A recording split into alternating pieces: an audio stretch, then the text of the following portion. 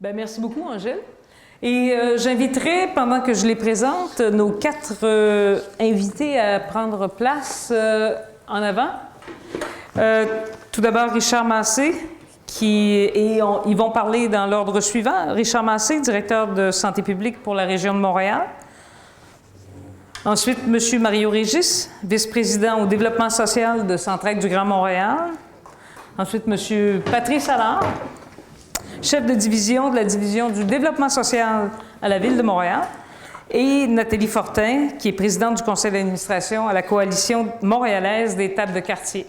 Alors, chacune de ces personnes-là a pris connaissance un petit peu avant des résultats qui ont été présentés. On leur a demandé de réagir à chaud, effectivement, sur les enjeux qu'ils voient dans ces résultats-là et comment eux, comme décideurs régionaux, ils reçoivent ces informations-là.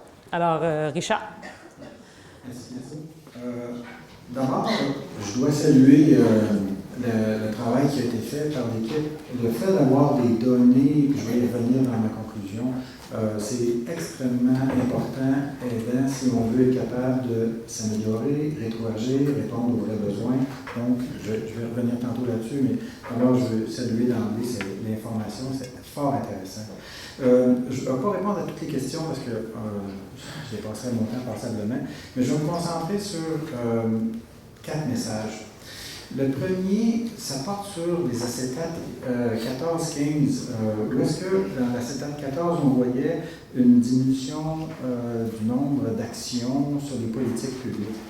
En fait, ce n'est pas nécessairement si surprenant que ça qu'il n'y ait pas beaucoup d'actions sur les politiques publiques, parce qu'on est en train de découvrir les stratégies d'influence en promotion de la santé. Ça fait 30 ans qu'on en parle, au niveau de promotion de la santé date du début des années 80. Et les gens sont encore confortables avec les habitudes de vie, puis dès qu'on parle des politiques publiques, il y en a encore qui ont le réflexe de dire « ça, c'est de la politique ». Le réflexe qui est un peu court, mais qui était encore très présent. Et ça limite beaucoup. Les gens, quand ils voient ça, ça leur fait craindre de voir, puis c'est complexe comme intervention. La CEDAC 15 nous montre, puis tu l'as ramené, Angèle, dans ta conclusion, la diminution du nombre d'actions sur la sécurité alimentaire, sur les transports, sur les logements, des choses qui sont complexes. Puis, c'est des enjeux pour lesquels on doit travailler beaucoup ensemble. Dans les stratégies de promotion de la santé, on connaît le travail sur les politiques publiques, c'est une des 5 stratégies de la Charte d'Ottawa. On connaît aussi l'action communautaire, on connaît nécessairement pas si bien que ça tous les rouages, mais ceux sur lesquels je voulais insister, c'est une image qui vient de Danny Broderick, que Louise connaît bien en Australie, puis de Frank Baum, dans lequel ils disent, dans le fond, on ne peut pas penser de travailler individuellement sur l'un ou sur l'autre. Ces choses-là interagissent. Et la notion d'interaction, qui est la casse-noisette, si on veut réduire les inégalités, il faut qu'on utilise plusieurs stratégies ensemble. Il faut qu'ils soient cooptés. Il faut qu'on voit cette action-là. Alors, si on n'intervient pas beaucoup sur les politiques publiques et qu'on fait beaucoup de mobilisation, on ne fait pas la casse-noisette. On fait des actions pour lesquelles on n'a pas l'effet de levier pour réduire les inégalités aussi importants qu'on devrait l'avoir. Donc ça, c'est mon premier message. C'est l'importance de la synergie entre ces stratégies-là, puis de donc orienter de plus en plus pour qu'on puisse ensemble travailler sur des stratégies qui vont toucher et l'un et l'autre. Puis je vais prendre l'exemple du logement. On est en train de préparer un rapport sur le logement. On devrait le rendre public en septembre.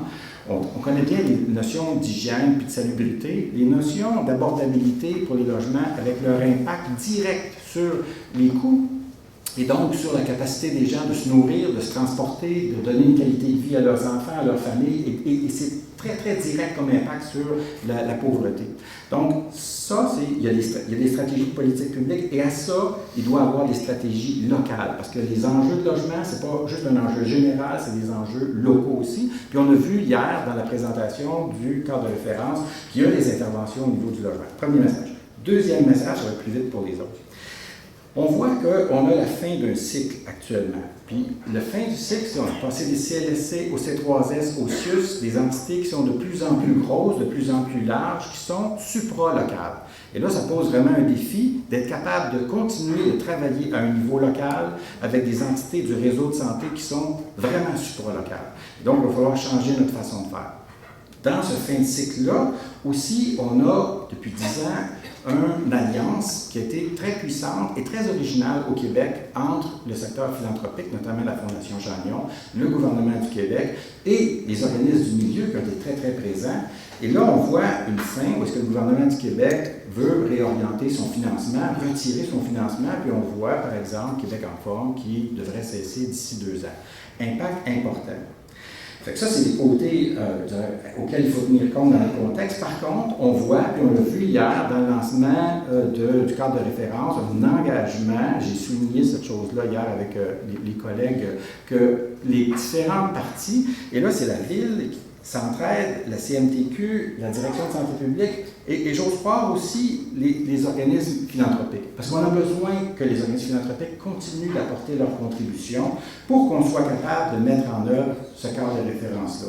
Donc, on a besoin de cette synergie-là de l'ensemble. Et donc, je suis positif en disant on voit un grand engagement nécessaire, mais ça, je pense que c'est une chose qui va toujours être à renouveler parce qu'il y a toujours des contraintes financières. Enfin, j'arrête. Merci. Et hier, j'en ai parlé un peu aussi sur le volet de l'évaluation. On a un effort d'évaluation, il y en a dans le cadre de référence, mais on a absolument besoin de faire ça. On n'est pas capable de justifier de mettre, par exemple, 3 millions de dollars dans les tables de quartier si on n'a pas des données qui nous montrent qu'est-ce que les gens font, qu'est-ce que ça donne, c'est quoi la différence, des exemples qui vont être probants pour lesquels on va être capable de tabler, de justifier et d'améliorer les activités qu'on fait. Merci encore pour votre présentation. Merci beaucoup, Richard. Mario? Oui. Bonjour tout le monde. Dans ma façon de travailler, dans ma façon d'apprendre, j'ai les documents et je laisse monter les questions que ça me soulève. Il y en a 3 quand j'ai lu le document qui me... Donc, je n'ai pas répondu aux questions qu'il a soumises. J'en ai trouvé 3 autres. Ils se rejoignent. Puis, je n'ai pas copié, je vous jure. Comment évolue la gouvernance locale en développement social à Montréal? Quelles pratiques du développement social nous animent? Puis, est-ce qu'on mesure les bonnes choses? Je reprends, la gouvernance et la pratique, c'est lié, mais il faut se rappeler que les tables de quartier sont nées de cet appel de l'OMS de créer des villes en santé. Et ça fait quand même ça fait une mèche. Ça fait 20, les premières sont nées il y a 20, presque 30 ans. Puis au départ, la CETAC le montrait bien, on passe par des étapes d'abord d'apprendre à se connaître, de se donner de l'information, concertation, collaboration. Ça a pris du temps avant qu'on arrive à ce que ces étapes-là soient capables de se projeter, d'avoir un portrait stratégique de changement de quartier. C'est pas parce qu'on est lent, c'est parce que ça prend des étapes normales.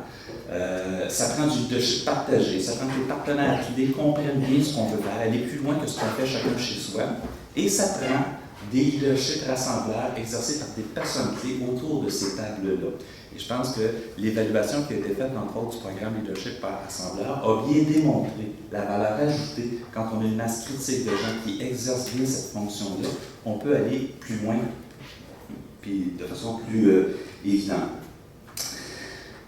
Avant, je reviens sur le départ, je voulais juste dire, quand j'ai lu le rapport, je me disais c'est un instantané. C'est un instantané de 2010 dans un certain nombre de quartiers, ça a été bien compris. Mais c'est ça, c'est un instantané. Et si on veut bien comprendre, il faut se rappeler dans quel on était où en 2010, puis il faut que je le répète. En 2010, moi, j'arrive à Avenir d'Enfants. En fait, c'est l'émergence d'Avenir d'Enfants. J'étais à 1, 2, 3 Bois à Montréal. Donc en 2010, il y a quelques initiatives 1, 2, 3 Bois qui viennent d'être créées. Ça fait 1 an, 2 ans, 3 ans. Ils sont à la phase, on recherche comment s'allumer avec le reste. À l'époque, à Saint-Michel, il y avait 3 instances en petite enfance, avec 3 bailleurs de fonds différents. C'était déjà le premier défi. On peut en avoir juste une, puis les 3 bailleurs de fonds s'allient autour de cette instance-là. On était là-dedans, là. Je pense qu'on n'est plus là. En 2010, il y avait aussi effectivement l'émergence des fonds philanthropiques qui arrivaient, puis les Blackhawks se prenaient leur première Coupe Stanley. Bon. Leur première de 3. Donc, il faut se rappeler parce qu'il faut le mettre dans la perspective historique des choses. On était là, maintenant on en est où? Et moi, je pense que présentement, il y a des conditions intéressantes pour passer à l'autre étape dont vous oubliez la pertinence. Et je trouve que là, il y a une limite, je pense que la recherche illustre, il y a une limite à expliquer les phénomènes par leur processus et leur structure en soi. Je pense qu'il faut les regarder dans une perspective historique de où est-ce qu'on part, où est-ce qu'on est rendu à un point, qu'est-ce qui s'en vient, puis effectivement, il y a un contexte qui change présentement. Dans les pratiques, l'évolution de la gouvernance et notre pratique de développement social. On travaille beaucoup plus avec une vision systémique, je trouve, présentement, où on est capable d'allier ce qui, auparavant, était mis en opposition. Les différences entre les acteurs locaux, les différences entre les acteurs régionaux, l'alliance entre le local et le régional, le rapport avec l'institutionnel, le rapport avec le filet de progrès. J'étais à l'enfant au début, je vous dis, c'était vraiment pas une bonne nouvelle que ce programme-là soit créé. Alors qu'aujourd'hui, c'est beaucoup plus atterri et les liens se font beaucoup mieux. C'est pas parfait, on s'entend.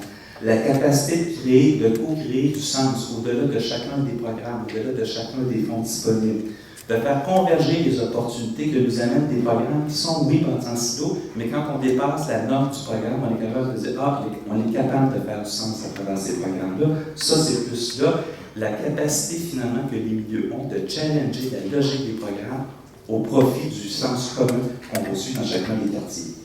Il y a là un défi pour nous, comme bailleurs de fonds, mais je pense qu'en Centraide, pour nous, ce défi-là, il est perçu présentement comme une opportunité dans le contexte. Puis on se dit, dans le modèle montréalais du développement social, je pense qu'on est mûr et on est prêt à faire un pas de plus.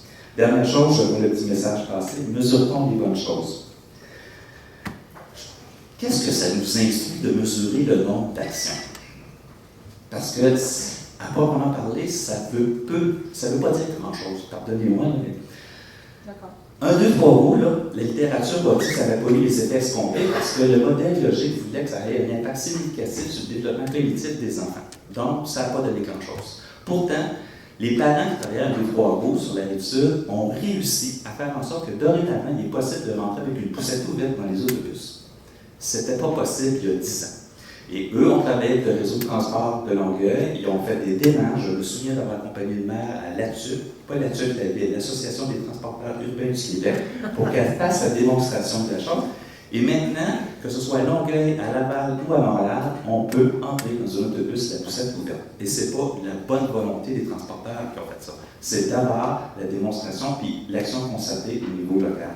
C'est la même chose dans plein d'autres projets. Donc, moi, je pense que ce qui est dominant à ce moment-ci, c'est quelle est la théorie de changement que les communautés se donnent et comment on réussit dans notre leadership à intégrer ça dans un modèle, à travers les différents programmes. Et le défi de l'évaluation, c'est d'être capable de soutenir les communautés pour qu'elles soient capables elles-mêmes d'évaluer comment elles progressent dans la transformation de leur quartier. Et là-dessus, on a des acquis aussi à Montréal, puis je conclue là-dessus. On a travaillé très fort à Centraide avec le Centre de formation populaire au cours des dernières années à développer une pratique d'évaluation que par les organismes communautaires. Je vous invite à aller voir le blog qui vient d'être créé, evalpop.com. Les groupes communautaires se sont habiletés avec les ressources expertes pour être capables de faire parler leurs résultats. Le prochain défi, c'est que les dates de quartier soient capables d'en faire tout autant. Elles sont capables présentement, mais on doit maximiser cette capacité-là qu'elles ont. Merci beaucoup. Monsieur Allard, je vais vous demander de passer le micro. Monsieur Allard, de la Ville de Montréal. Oui, merci, bonjour. Moi, la recherche m'a amené à faire un peu d'arithmétique dans un premier temps. Donc, à partir des constats, j'ai fait des divisions. J'ai pris le nombre de concertations et j'ai divisé par le nombre de territoires. Donc, ça fait 147 concertations actives par 9 territoires, ce qui fait 16,3 en moyenne, plus ou moins selon les territoires. Et à cette époque-là, je ne me trompe pas, on a commencé à parler d'hyper-concertation. Et quand on posait la question si les milieux étaient très sollicités, je pense que oui, effectivement, quand on fait l'arithmétique. Et on se rend compte que c'était soutenu par des programmes publics. Donc, c'est vraiment beaucoup de programmes publics qui génèrent des hyper-concertations. Donc, il y a un nouveau terme qui est apparu à ce moment-là. Et hier, j'entendais, il y a un nouveau métier aussi qui est apparu, dont le nom, en tout cas, je l'ai entendu la première fois hier, qui était concerteur. Je trouve que c'est beau comme métier. Et probablement nécessaire, la sollicitation. Et j'ai fait le même exercice avec le nombre d'actions. Donc, 549 actions. Là, j'ai divisé par le nombre de concertations, ça fait 3,6 actions en moyenne. Bon. Après ça, j'ai pris le nombre d'actions, j'ai divisé par le nombre de territoires. Donc, 539 divisé par 9, ça fait 59,2 actions par territoire. Là, c'est nettement plus intéressant. Et ce qui est encore plus intéressant, c'est le type d'action. Donc, c'est le qualitatif. Effectivement, c'est des questions qui souvent requièrent du temps. Donc, il ne faut pas les quantifier, c'est une chose, les qualifier, c'est autre chose. Et je trouve ça intéressant de les qualifier et d'évaluer leur pertinence par leur dynamique, donc ascendance, donc du bas vers le haut. C'est très fort, ça ressort et c'est nécessaire. Je dirais par leur qualité, parce que j'ai remarqué qu'il y a un équilibre, selon moi, entre la planification, la participation et la résolution de problèmes. La résolution de problèmes, c'est la majeure, et c'est normal, on travaille pour améliorer la qualité de vie de nos citoyens. Mais il y a un bel équilibre entre la planification et la participation. Moi, je pense qu'il y a une pertinence aussi des actions qui ressort de l'étude, c'est-à-dire que la majeure, c'est l'amélioration des milieux de vie. Donc, encore là, il y a un résultat concret pour les citoyens. Il y a plein d'exemples qu'on peut donner, les rues, entre autres, les épiceries communautaires, les aménagements, etc. Je remarque aussi qu'il y a un investissement au niveau des tables de quartier, un investissement un peu plus fort au niveau de la participation, de la planification, ce qui est tout à fait normal. Ça va dans le mandat, c'est dans le cadre de la référence. Par contre, au niveau des domaines investis, la photo de 2009-2010, effectivement, la sécurité alimentaire est peu présente, le logement est peu présent. Et moi, je pense que si on prenait la photo en 2015, ces enjeux-là seraient beaucoup plus présents dans les milieux. Peut-être vous pourrez me le confirmer. Mais il me semble-t-il que ces dernières années, c'est un enjeu majeur pour nos citoyens. Je remarquais aussi que l'approche de concertation locale et l'étude le démontre en fait, c'est un ancrage fort à Montréal. Un ancrage, oui, qui est issu de la Charte d'Ottawa, qui a résulté à vivre Montréal en santé. Après ça, des tables de concertation, des tables locales, des tables de quartier, d'initiatives montréalaises en 2006, le cadre de référence hier. Donc, un ancrage fort, je dirais, du paradigme de l'empowerment à Montréal. Et ça, pour moi, c'est un acquis qui est précieux. C'est en lien avec plusieurs politiques qui ont été émises par le gouvernement. On pense au plan de solidarité et d'inclusion sociale. On rappelait l'importance de l'approche territoriale intégrée, donc de l'approche locale, l'approche au plus près des milieux. C'était aussi dans la stratégie d'occupation et de fidélité des territoires. Actuellement, c'est un petit peu plus fou. Par contre, il y a peut-être des opportunités pour ancrer encore plus la concertation locale et je dirais ce capital social qu'on a à Montréal. Ce sont les étapes de concertation. On pense au statut de la métropole, donc on sait que Montréal veut négocier le statut de la métropole. Il y a peut-être une opportunité là de camper encore plus précisément de la concertation locale. Et pour ceux qui étaient à la biennale du développement social, il y a eu une annonce que la ville élaborait une politique de développement social, une politique montréalaise de développement social. Donc il y a peut-être encore une opportunité à saisir pour ancrer encore plus l'approche de concertation locale. Et je crois que mon temps est échu. Je voudrais juste rappeler, un des enjeux, je pense, c'est aussi la relation entre les bailleurs et les partenaires. En tout cas, pour nous à la ville, des fois, c'est des relations qui sont un petit peu ambiguës. Dans la mesure où on est bailleurs de fonds et on est aussi partenaires du développement social. Dans les arrondissements, on est un acteur important avec d'autres. Donc, je sais, il y a peut-être cette question-là qui faudrait se creuser davantage pour s'assurer qu'il y a un leadership vraiment partagé dans l'ensemble des pays. Merci beaucoup. Alors, notre dernière panéliste. Alors, cette jeune voix qui porte, alors, je vais essayer de venir ça loin. Évidemment, on voit une photo comme celle que nous a faite Angèle et collectée là, dans son analyse. C'est impressionnant quand même. Je veux dire, il y a des chiffres impressionnants là-dedans. Moi, ce que ça me dit, c'est que l'action collective en développement social à Montréal a beaucoup progressé, pour le mieux, à mon sens, mais ça me dit comment on peut faire encore mieux. Pour moi, il y a des pistes de solutions qui sont là juste à notre portée. Premièrement, la question de la sursollicitation. Elle est évidente, cette question-là, que les milieux locaux, que les acteurs de tous les secteurs sont sursollicités. Mais encore, une fois qu'on a dit ça, est-ce qu'on souhaite retourner 25 ans en arrière et travailler chacun dans notre silo? Je ne pense pas. Donc, à mon sens, une des solutions à la sursollicitation, c'est les bonnes choses aux bons endroits.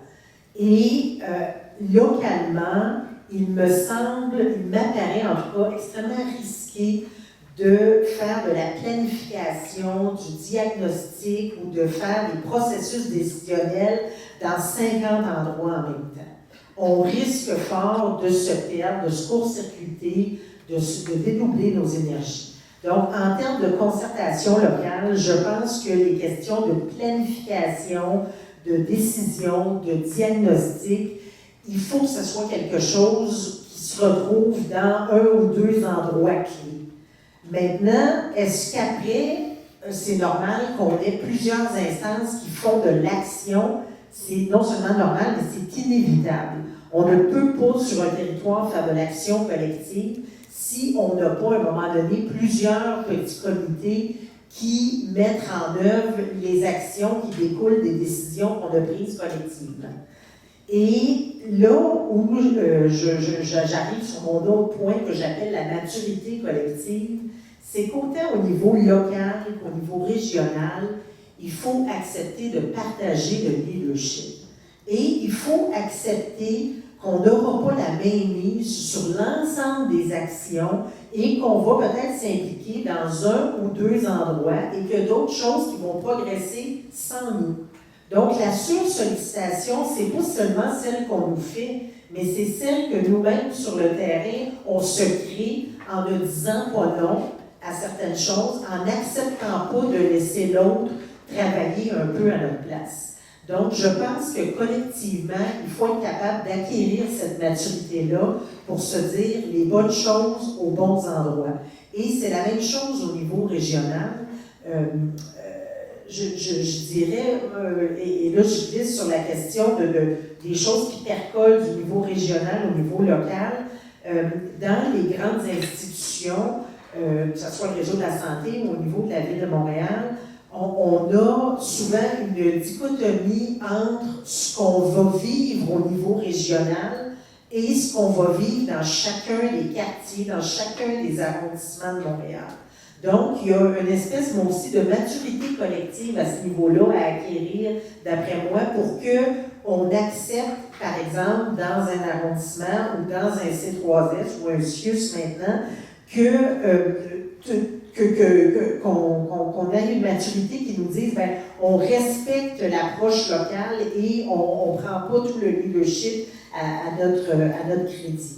Un autre élément, à mon sens, pour améliorer l'action collective locale, et on en a déjà parlé, c'est plus au niveau des actions, c'est la souplesse des fonds. Il n'y a rien de plus difficile dans une communauté quand on fait une démarche de planification qui part des besoins du milieu, tout le monde est content, tout le monde est solidaire derrière un plan de quartier, et là, on n'a pas une scène pour financer les choses qui sont prioritaires, ultra prioritaires dans notre quartier, parce qu'il n'y a pas de fonds qui existent pour financer cette chose-là. Donc, d'avoir des soutiens qui sont globaux et qui permettent aux communautés d'aller de l'avant en fonction de leurs priorités, de celles de leurs citoyens, je pense que c'est une façon importante d'améliorer également l'action locale. Et comme j'ai presque terminé, je pense que je vais m'arrêter. Merci beaucoup. Bien, merci à nos 4 panélistes.